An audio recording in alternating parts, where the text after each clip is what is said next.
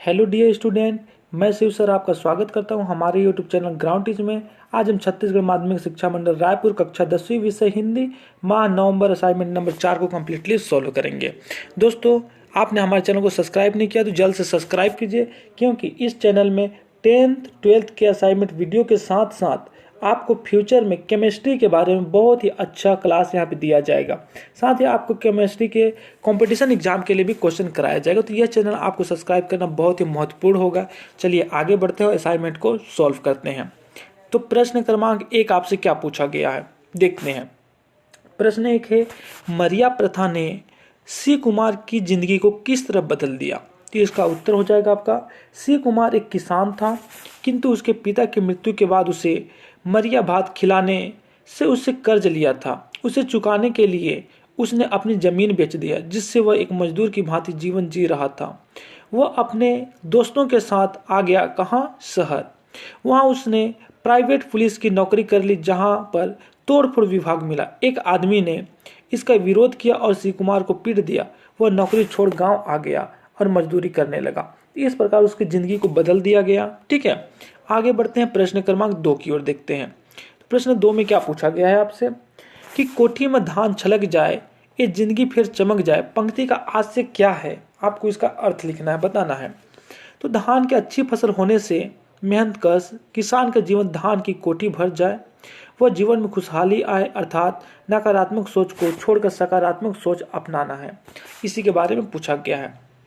अब आता है प्रश्न क्रमांक आपका 3। प्रश्न 3 में 2 प्रश्न पूछे गए हैं, अ और ख। ठीक है, तो यहाँ पे अ में पूछा गया, बांस के हरे भरे पेड़ और ठूंठ के माध्यम से लेखक प्रभाकर जी क्या कहना चाहते हैं, लिखिए। चलिए आगे बढ़ते हैं और इसका आंसर नोट करते हैं। तो ये हो जाएगा आपका क का आंसर हो जाएगा। चलिए इसे हम नोट कर लेते हैं यहाँ पे। ठीक, लेखक कहते हैं कि बांस के हरे भरे पेड़ की तरह हिलना झुकना अपने जीवन में भी हो, अर्थात हमारा व्यक्तित्व दृढ़ हो कि परिस्थितियां में झुकना आना चाहिए।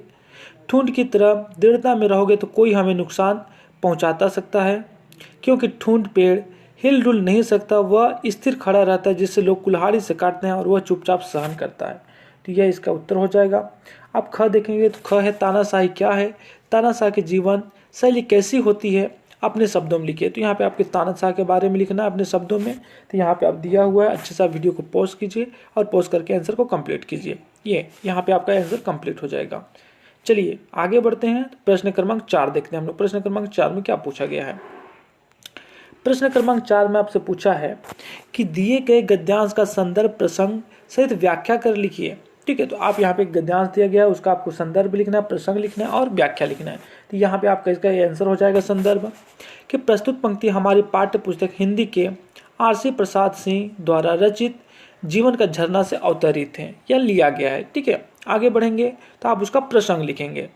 आपका प्रसंग हो जाएगा, जीवन में यौवन किस प्रकार बढ़ता है उसकी तुलना झरनों के माध्यम से करते हुए कवि ने वर्णन किया है। आगे बढ़ेंगे तो फिर इसका आ जाएगा आपका व्याख्या।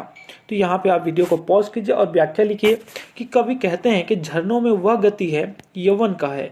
झरने जब यौवन रूप में मदस्त होकर आगे बढ़ते हैं तो सिर्फ एक ही आवाज कल कल की ध्वनि करते हुए अपनी मस्ती से गाता हुआ आगे बढ़ता है। उसके सामने कई प्रकार के अवरोध पैदा होते हैं, जैसे बड़े बड़े चट्टानों से टकराना, वह वनों में खड़े खड़े पेड़ों से टकराते हुए वह अपने यौवन के साथ मदमस्त होकर अपने पथ पर अग्रसर रहता है। उसी प्रकार हमारे सामने भी कई बाधाएं रुकावटें आने पर भी निराश नहीं होना चाहिए हमें, और उनसे लड़ते हुए हमें आगे क्रम से बढ़ते रहना चाहिए। यही कवि बताना चाहते हैं। ठीक है, चलिए आगे बढ़ते हैं। तो प्रश्न 5 आता है आपका। प्रश्न 5 में आपसे पूछा है कि निम्नलिखित विषयों में से किसी एक विषय पर लगभग 150 से 200 शब्दों में आपको निबंध लिखना है। तो किसी भी एक विषय पे आप लिखिए। ठीक है, कोरोना पे लिखिए या फिर वहाँ पे कुछ दिया हुआ है। तो यहाँ पे चलिए हम लोग हल करते हैं स्वच्छता अभियान पे। ठीक, तो सबसे पहले आप स्वच्छता अभियान का प्रस्तावना लिख लेंगे कि प्रस्तावना क्या होता है स्वच्छता अभियान का।